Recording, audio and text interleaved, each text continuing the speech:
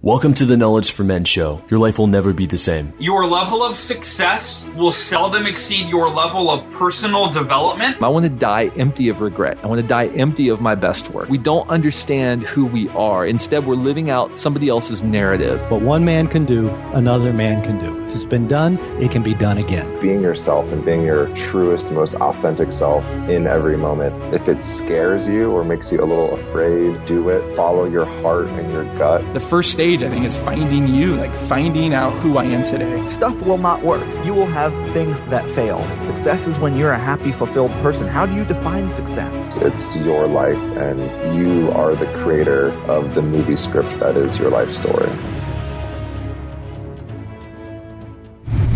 Hey guys, haven't shared it too many times, but one of the biggest epiphanies that I've ever had in my life was the first day that I started reading personal development, entrepreneurship, business books. And the day that I started reading those books, that was the day when my life changed. And ever since then, I've never stopped. So I've compiled the top 30 books and also the top 30 success quotes that every man must live by in a simple guide. You can download it for free at kfmfree.com.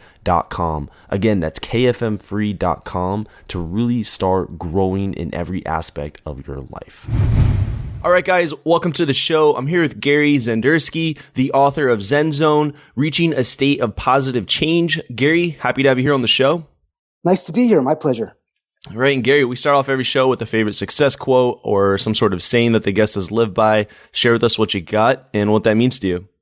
There's one that I've misquoted many times, but the essence I've pretty much nailed down. It's by Michelangelo. And basically it says, it's better to aim too high and miss than aim too low and hit your target.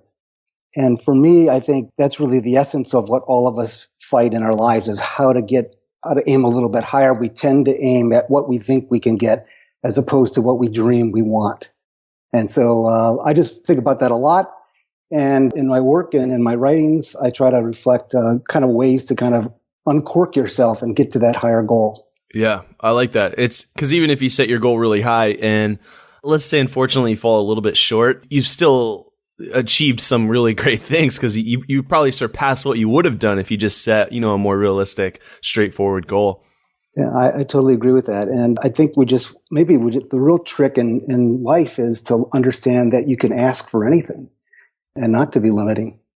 Yeah. So this to me sounds like this quote is about really going after what you want, because there's those things that, so I'll do that because that's what I know that I can probably get. I've done something similar to this before in my past, but the things that we really want, why is it that we settle for the lesser audacious goal? I think it's different for everyone. I think a kind of a broad general answer to that, in my experience, has been that we just don't think we can. And we also think that we have to do it all on our own. If you don't believe that there's a God or a universe, you're pretty much solo, and you can't really move mountains alone. I hate to tell you this. That said, if you believe that you can actually attain greatness and you put that in your heart and that's something you really want, and you take a step towards it, I personally believe that things will actually come towards you. And as soon as you start to make that effort, it starts to really happen. And it's not my law, it's just some law of the universe, but I've seen it work a million times. What's an example of this working out in your life, in your story? I'll give you one example. It's just a little thought piece. Years ago, when I had one of my companies, we had an advertising agency and a brand development firm. And we're opening offices in Madrid and in Paris, Miami, San Francisco, and then here in Southern California. And my partner spoke fluent French, and I was always a little bit envious of that. I took it in college, and I think, I had not been to France. She had opened the office there, and I just never got there. And I said, I would really want to go. So I'm going to start taking French lessons. I kind of attached an action with the thought. And I'll tell you, in a week, got a call from one of our media stations that we bought advertising on, CBS, and said, you know what? You guys have been spending so much money. We've got a trip for 4, all expenses paid, to the south of France. You got to be kidding me. Right. And it was one of the best trips I ever had, and it was great. So that's a little example, but it works in all kinds of different ways. Yeah. Okay. So now it sounds like you've had quite the career here in business. Can you take us through some of your story of what led to the writing of this book. Why did you write this book? Okay, I'll try to give you a long story in a very short premise, and that is, I grew up in California. I grew up in Ohio, Toledo, which it kind of explains why I'm in California. Sure. And I moved to the West because I wanted to go to a big market where I could actually learn something and flourish. And after a couple of jobs, like including the LA Times and a few places like that, I got into the ad agency business. And one of the things and it was really big clients, everything from DHL, the launch, MCA Universal, Fox Broadcasting, semiconductor companies, all kinds of different things. One of the things that kept on happening was I would find myself with companies and brands and organizations going through some kind of change, either a new market, going public, brand extension, line extension, that kind of thing. And in this process of going through change, I realized that a lot of people just can't figure out that transition. And in business, it's just as true as in our personal lives. Dealing with trying to get from here to there sounds kind of simple, but I've developed this process to kind of get there. And how this led to the book is I started writing these little motivational pieces to my team. We had about 60 people at the company, and they sent them out to clients because they liked them. And they were just little ditties, and they were a part of a book that never got published called Out of Mind, Out of Sight, which is to say that whatever we think, we can see. And if we can't think it, we can't see it. And I just started writing. And so every week I would put out another one. Well, after a couple of years, I had like 300 of these things. So I put it into a book. And my first book was called Book of Zen, which is a takeoff on my last name. And the second book is kind of a little tighter, cleaner version of the first. And I actually added some new material for this. But it's the same premise. I basically started sharing my thoughts, and it inspired me to kind of help people get to where they want to get to in their lives. Yeah, I like this. I've got 3 books that I've written, and most of them, actually, all of them were almost 75% written before I actually decided I wanted to write the book. And that seems similar to your case here, where you kind of already had the content. You've been doing it for years, and it's now just about tidying it up and turning it into a book that can be readable. Yeah, I think if I had to sit down and write a book from start to finish, that's pretty daunting. Right. I go, I can't do this. But if you write, and the other good thing about this is by writing it once a week and sending it to a few hundred people, you get immediate feedback. Right. And I think all artists and anybody that's in the creative field needs that, or you can't really survive or thrive. Yeah, absolutely. So you kind of are already kind of testing the market before you even get it out. Well, on to the book here, Zen Zone, The Power to Create Positive Change. What are the steps that one would need to take in order to do that? Well, every situation is different. The Zen Zone has, I don't know if you got a chance to read too much of it. There's about 50 different ways that I lay on you that you can get to change. And the reason I did it that way, because there is no absolute piece. There is a preface, though, and the preface is, I am a blank. And you fill in that blank. I am a professional this, I am a successful that, I am a loving father, whatever that is, you have to fill that in. And even if it's something that you're not really today, and you got to lay it out there, and then you got to reverse engineer. And so the book has lots of different stories and ideas for each of us to kind of help ourselves kind of get to that next stage, kind of engage in that process. Yeah, I'd like that. And what's an example of someone who's taken your book? Like you said, you've been writing these letters, these notes here to your team of someone who took something and applied it and got a result. Well, there's one of the people that actually I quote on the back of the book, a dear friend of mine from Ohio, and she now lives in Florida. And she finds that she felt inspiration in the book and wanted me to actually sign a couple of copies. And she has people that are in different kinds of situations, mostly medical problems or some other issues they're fighting. They don't have any money. I tend to attract a lot of people that are going through a difficult time. And so I signed a bunch of books and I sent them out to her, and she gave them to her daughter and her friends and et cetera. And she started sending me the responses. And it wasn't that any one of these stories is going to break through and shake you up. However, the impact is there. They felt like just getting the gift of something that's about creating positive change is maybe something they never thought they could do. And in that action, it's actually started to work out. And that's just one small example. And I get emails, like I said, all the time. People reach out and say, I think you're really, the most common I get is, I think you are talking to me today. And I think that makes me jazzed, because I try to write it so that everybody can get something out of it. I don't know if that answers your question, but it's a story that is really close to me. Well, it does share that sometimes we just don't think that we can do it. Like we don't have the power to even create that positive change. It wasn't even a thought like, oh, I can change. Like I can go and change my circumstance. I can change work, relationships, whatever it is. And it shows here that like what you're doing has impacted people, just to even acknowledge that this is something possible. This is something that they can do. This is an option in my life. And it's an option that so many of us have when we're young. And I know for men especially, we start out, maybe we go to school, we get an education, and we get our first job, and we start thinking, okay, I'm going to buy this, I'm going to get that, I'm going to acquire something else. And you start dating, and then you want to fall in love, and you want to raise a family, and then you got to get a 2-car garage, and you got to get a place in the suburb, and you start building all these things. And in the process of doing that, boy, years can go by. And what you find is you get to, where your kids are moving out, and you've built a bunch of stuff, great, but you've kind of lived the role of what you are supposed to be.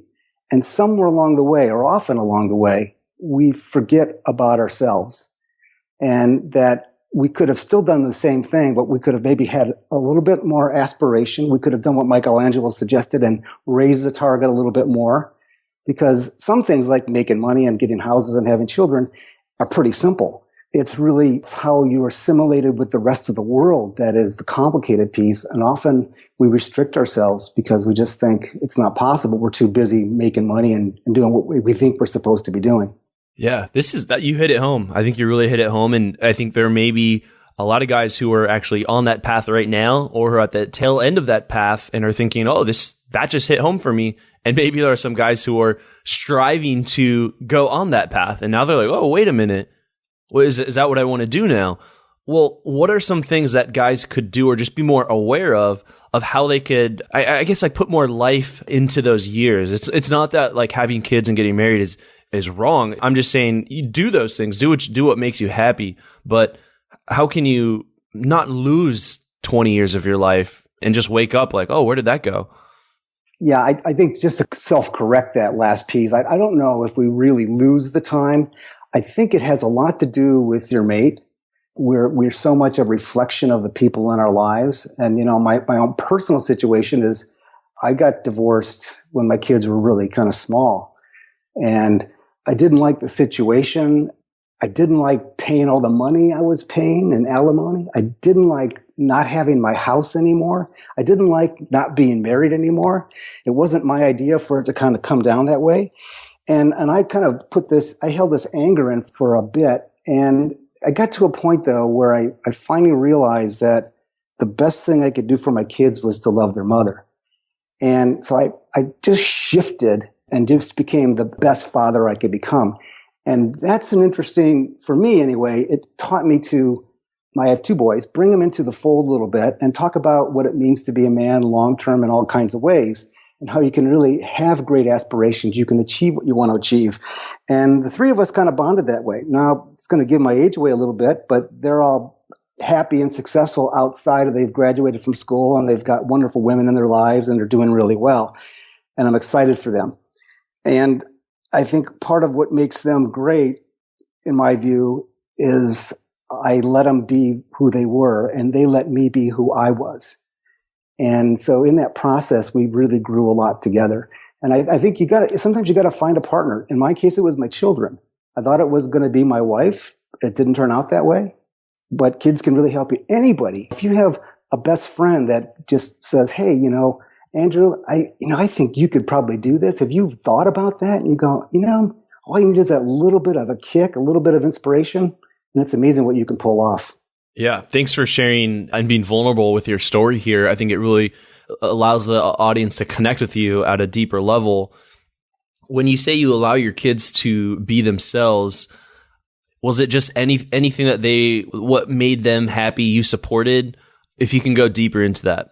Yeah, I actually went a little bit farther than that. One of the things I do in business, I'll give you a little bit of my business. What is a brand? Brand is made up of three pieces. The personality of the people that make the product or service go, the actual attributes of the product or service, and the image of the user. Well, in that first piece, that key piece in personality, when we do brand development programs and projects, well, I literally give a personality test to the owners and the powers that be. And I try to understand what is their default mechanism? What kind of personality are they? And so when my kids are pretty young, even too young to take the survey themselves, I took it on their behalf, knowing what I knew about them. And I actually came to some conclusions about what might be of interest to them. So rather than pushing them along what would be my path, I actually tried to let them find their own path. An example of my oldest son, he turned out to be an expressive, was his personality trait. And so when he went to high school, he wanted to join drama, which was not on my radar at all. And I was a basketball guy, and he wanted to play basketball too. Well, somewhere along the way, because I supported him, and so did his mom, he was able to do both. And he got into acting, and he got into basketball. He's still playing basketball. Acting's gone away. But the point is, I got into his head a little bit on what he really wanted, and that fulfilled him. And we can do that as parents. We can do that as friends. We can do that as colleagues. Sometimes people can't see their own strengths, or they don't get pushed enough to go in the direction that they really need to go. And did this continue through college and post-college in their early career? Well, in the early career, he got a lot of drama in his life, if that's a kind of a corollary. Okay. But no, he went away to school, and he used all that personality that came out of the process of acting and entertaining, and he put it to good use in sales.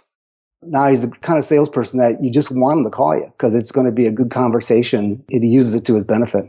Yeah, I like that. That sounds good. And I really respect your take on just pushing them in a direction that you know that they want to go in and that they could potentially really excel in. I think for some parent and son relationships, it's like the parents trying to make them into a junior version of them, if that makes sense. No, people try to live vicariously through their children. I got to say that I do, and when my son makes a long 3-point shot, I think it's me. You take the credit. I just go there, you know. You celebrate at night. Oh, I made a 3. Oh, I mean, my son. A sidebar of that, they're both really good players, and I still play in the league with them. And it's just fun to play with your kids. I mean, it's a men's league. It's in a church. But they say, Dad, you're not moving. Why don't you move? I go, I don't have to move. Just throw me the ball. I'm open.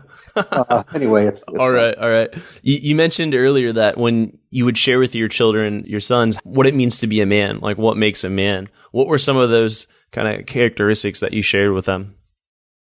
I think the very first thing is to admit to yourself, and I think this is true for actually the best leaders in the world, people with the highest amount of confidence know in their heart of hearts that they don't know everything. Mm-hmm.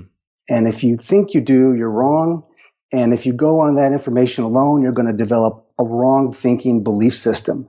So the very first thing is that any man should know that he can't know all the answers. And know we all tend to be problem solvers. I mean, there's men out there listening right now that, like, if their girlfriend or their wife says, I had a thing at the office today, we immediately jump into, well, let me fix it. Yeah. And the thing is, we don't know how to fix it. They most of the time don't want us to fix it. They just want us to listen. And I think that's a key component. And again, in both cases with my kids, and me too, I practice this a lot, is I'm the first guy to raise my hand in the room and say, I'm sorry, I don't get this. I don't understand.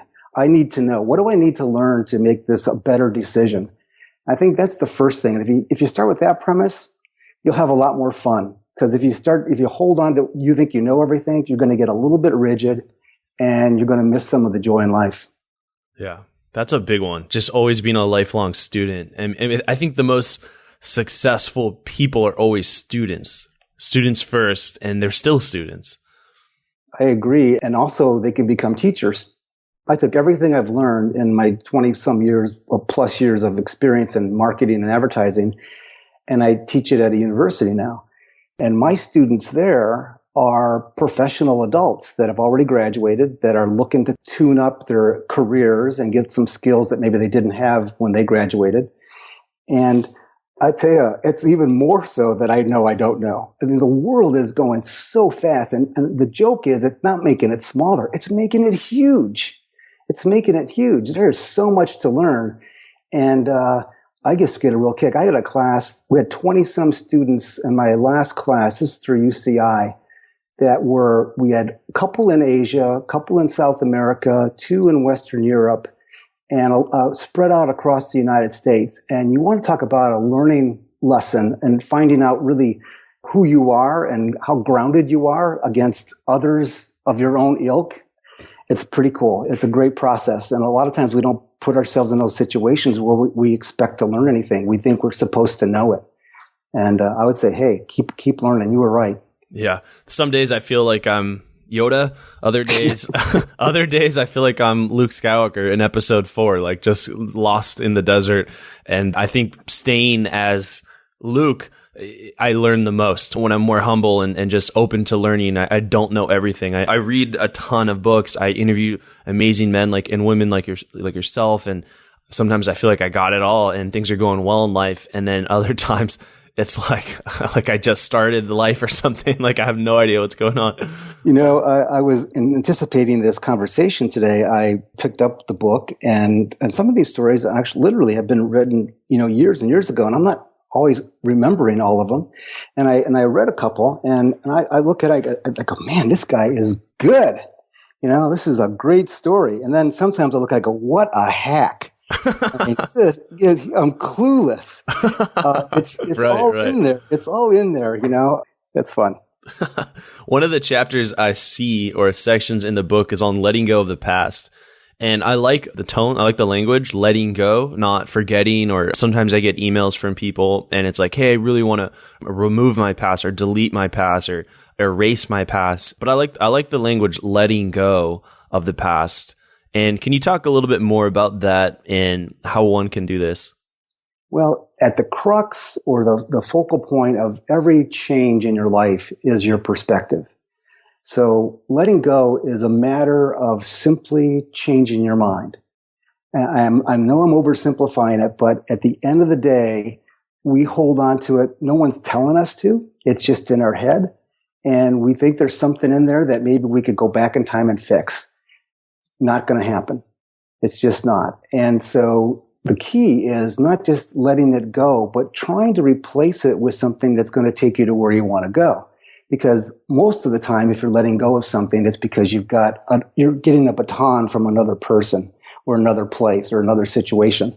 And so if you don't have another place to go, letting go is really difficult because we just tend to be stuck in neutral where we're just reliving the past, and that's not taking us anywhere. So the point of letting go is if I know I'm going to be going there, I can't take that with me or her with me or that situation or that job or those people that I don't like anymore or whatever that might be. I can just really kind of go through that gauntlet in my own mind and come out the other side in much better shape for it, because it really doesn't, the past is just really a function of memory, and you can change your perspective on that really fast. I think that's key, is the perspective and the meaning that you give that past, because it could be some detrimental thing, or it could be this massive learning lesson that you take with you and move forward from it. Right. And I write this in that particular chapter. I was happening to paging through that as you were talking. There's a story called The Back of the Closet. And I'm just going to share with you a little bit about that. It says, if you could change just one thing about your life at this very moment, what would it be? What's missing? What needs to be let go? What's your wish? Whatever your answer is, linger on that thought for a moment and imagine how the change or wish might impact your life. All right, you got that? Now, by holding that thought, name the 3 things that you would do next once your wish is achieved.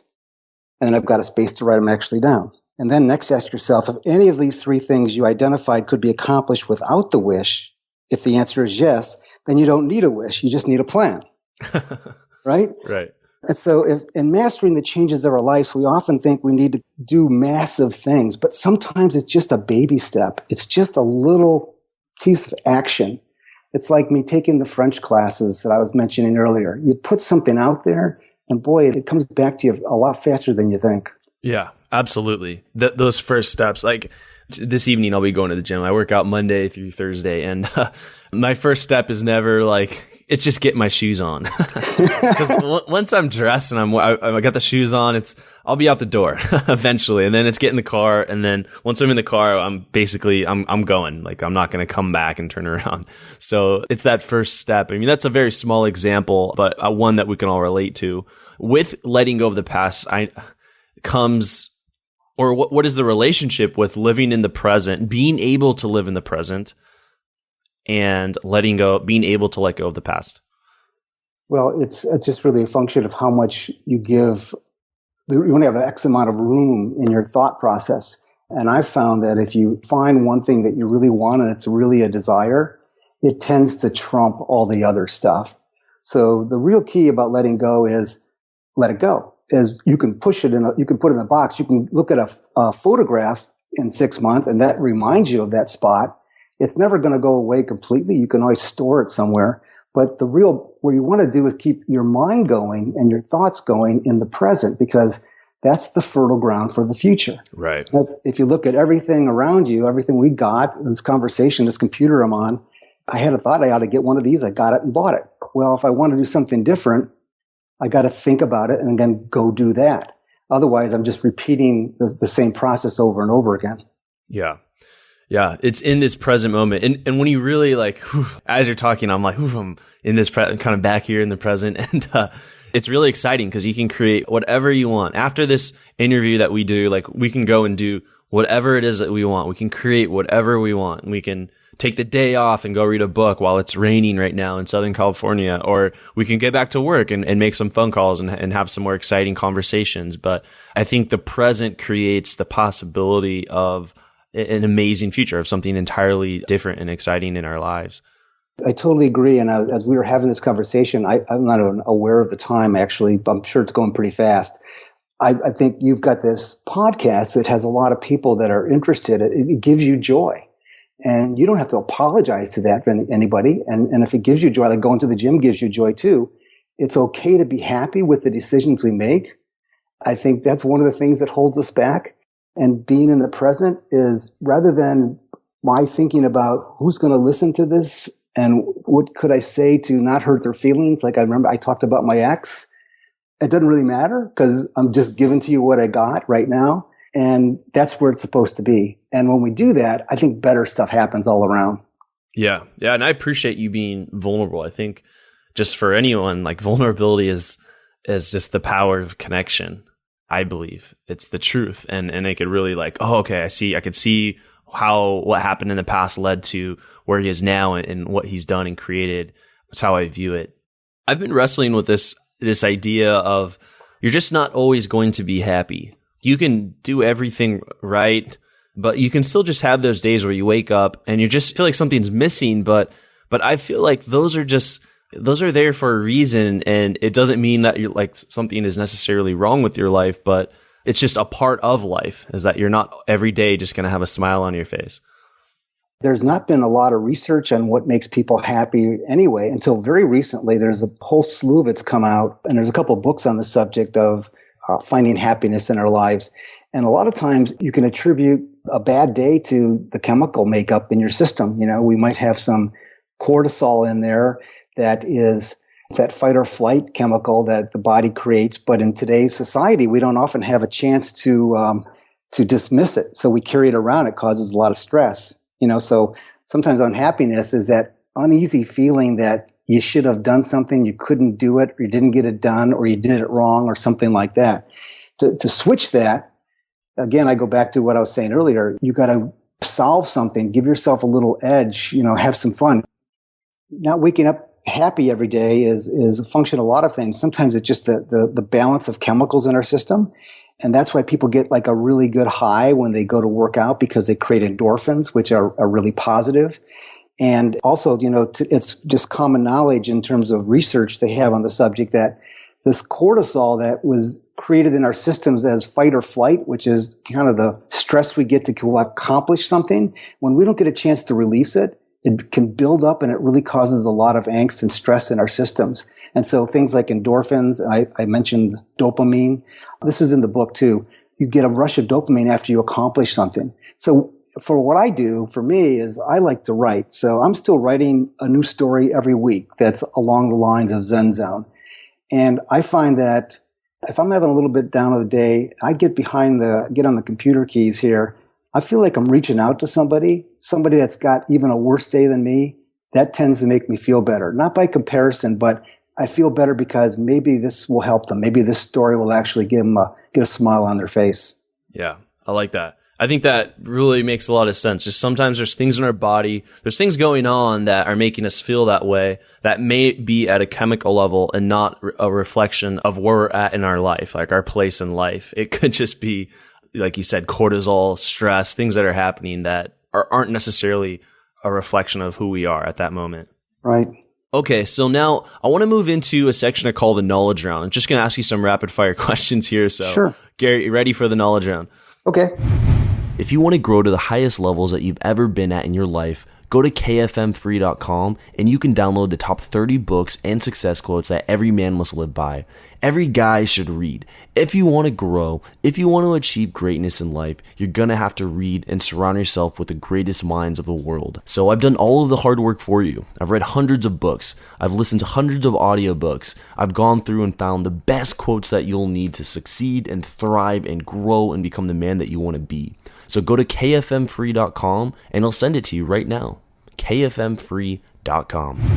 Welcome to the Knowledge Round, where the guests will be asked rapid-fire questions to give the audience invaluable pieces of wisdom to help transform their lives. Starting in 3, 2, 1, showtime. All right, and the first question I have for you is, what advice would you give to someone who's feeling really lost and unsure of the direction they should go in?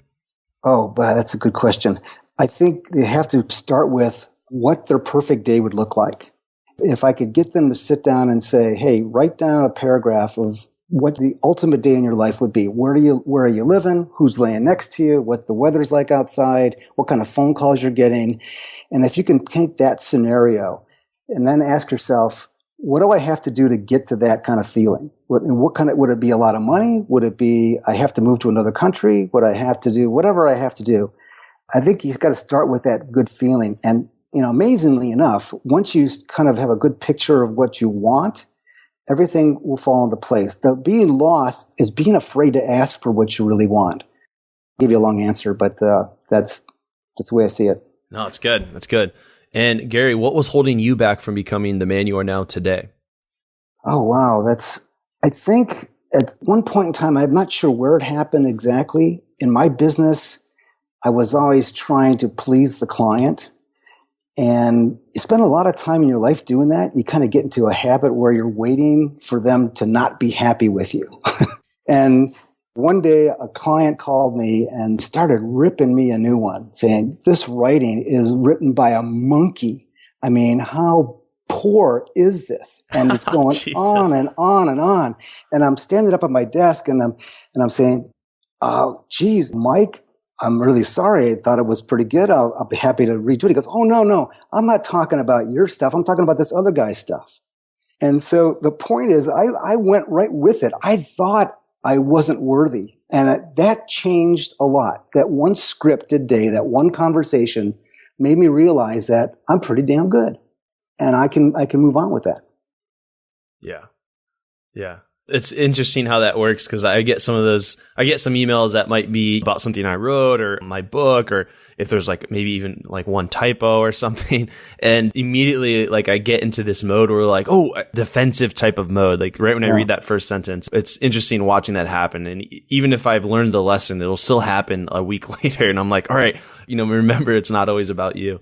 But good point there. And now, what would you say are 3 of your most influential books and why? Okay, that's a good question. I would say one of them is a book by Deepak Chopra called The 7 Spiritual Laws of Success. And in that book, he talks about ancient Sanskrit and the knowledge of the masters of the world and the philosophers of the world. And in his 7 spiritual laws, I can't remember them off the top of my head, it's the foundational piece for almost all of the other conversation you have in philosophy these days. And I just thought that was a great book, and it was very influential. And I still have it on audio, and I'll listen to it every once in a while because it's always good. Another one is called Infinite Possibilities by a guy named Mike Dooley. You might have heard him. He's a self-help guy, very successful. And his basic premise, and I think it's just the simplest thing, and I try to apply it all the time, is that thoughts become things. Whatever you can think of, you can create. And if you're thinking the wrong thing, you'll create the wrong thing. That's really simple. And then the last book is a tie between maybe 150 other things that I've been reading. Right. I'm just recently reading a book, which I'll just add to the list because I think it's got some good stuff on self-empowerment, and it's called Motivation Manifesto. Right, Brennan Burchard. Yeah, and somebody's just sent that to me free, and it's been sitting on the counter here, and I just started looking at it, and you know what? It's got some really good stuff in there. It's not necessarily my style, but the content, and what he's really talking to, the key issues of self-empowerment are really critical, and that if you can kind of draft your own manifesto. But for me, I'll give you a small example how I've tied it to like my branding career, is that there's a key personality piece that drives a decision for a brand. And if you took an example of like Mercedes and BMW, and you'd see that the people that make Mercedes are really kind of perfectionist, and you get a certain kind of car that comes out of that. And the BMW manufacturers are enthusiasts, and they kind of look at it a little bit differently. And so you get one is engineered like no other car in the world, the Mercedes, which is just look at it, it's a work of art in and of itself. And the BMW has the ultimate driving machine. It's not rocket science, but explains why you don't typically see a Mercedes commercial with it fishtailing through the intersection. And so at the heart of our own manifesto, our own personal mantra is a character, is a piece of belief, is something that we all have. And for me, it's been winning perspective. And I think I always believe there's a way to win, and I look for it until I find it. And the concept that comes out of that is positive impact. I'm hoping I'm have an impact on the people that are reading my books and the people that are taking my classes and my clients. Yeah. Yeah. Very powerful. And the second book you mentioned about you are what you think, thoughts become things, you are what you think is the note that I wrote down.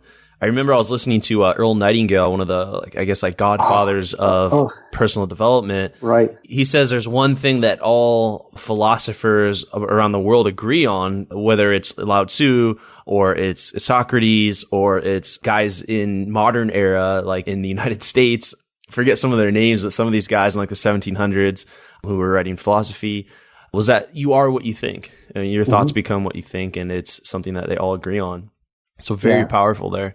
And this next one's really more of a scenario, Gary. And so imagine what 25-year-old Gary is doing in his life right now. If you can kind of picture where he's at personally, professionally, financially, in his relationships, you can kind of picture where he's at, what he's doing today on a Monday. If you had 60 seconds with 25-year-old Gary, what would you tell him to do? And what would you tell him not to do? Wow.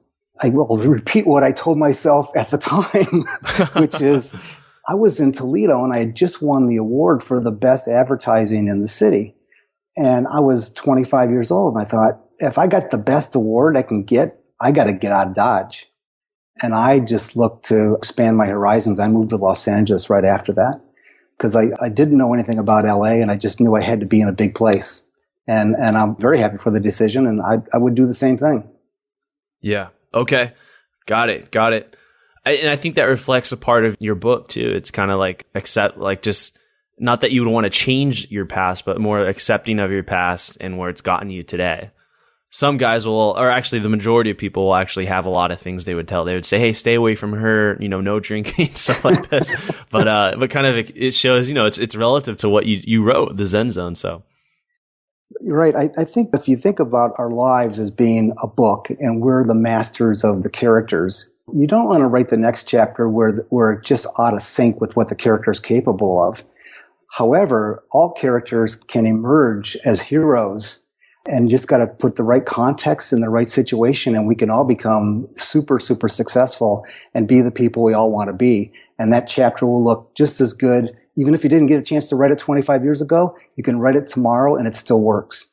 Wow. I like that. Would you say that, even if you have to summarize some of your main points, would this be very much a part of your philosophy on life and success? I think so. I think we're constantly writing the scripts of our lives. And basically, it's in some ways, when you're younger, you don't think about what you're going to leave behind. And as you get older, you start thinking about your legacy. Well, somewhere in there, it's both true. You can't really worry about, what's going to happen next. You got to kind of move toward it. But if you can start to think about it in terms of a story, man, people love stories. And you love to hear your own stories. I've told a couple today that I hadn't told in a long time. And I think if you start thinking about your life that way, like if you could detach yourself and be a third person and say, hey, what's Andrew doing today? What are people thinking about him? What are they saying? Is anybody looking at me at the club? Should I get another car? I don't know. There's all kinds of things we kind of ask. And then as you ask those questions, you're always putting in the context of your perspective, which is this going to help me get to where I want to be and be the kind of person I want? Yeah. Yeah. I'm just kind of taking all this in and soaking it up. This has been a powerful knowledge round here with Gary Zen, and this is going really well. So that's going to conclude the knowledge round there.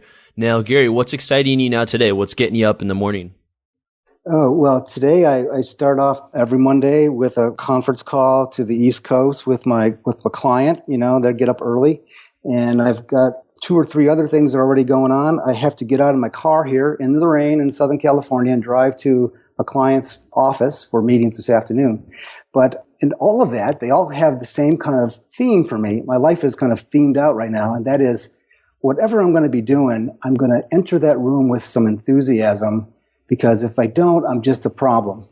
And I'm going to try to help and have a positive impact, because that's my way, and that's what people expect from me now. And it kind of feeds me, and I feed them. I look forward to every day where I'm interacting, and this conversation's been great too, by the way. Thank you, Gary. And for all the listeners, you can pick up his book, Zen Zone. And so it's spelled SZEN, Zone, Reaching a State of Positive Change. So yeah, I'm on Amazon right now, and it pops right up #1. So just Zen Zone, and you can follow up with him there. Is there any other social media, anything you'd like to share with the audience? I'm just working on a brand new website called zenzone.com. The book is up there, and a link to an e-purchase site if you don't want to go to Amazon. Some information on that. I've got a couple of other things. I'll be on TV here about a month or so on PBS. I was interviewed on the book. So obviously smart people like you, Andrew, also think I could be on television. So that's great. I don't know if I want to recommend it because I haven't seen it. So you never know.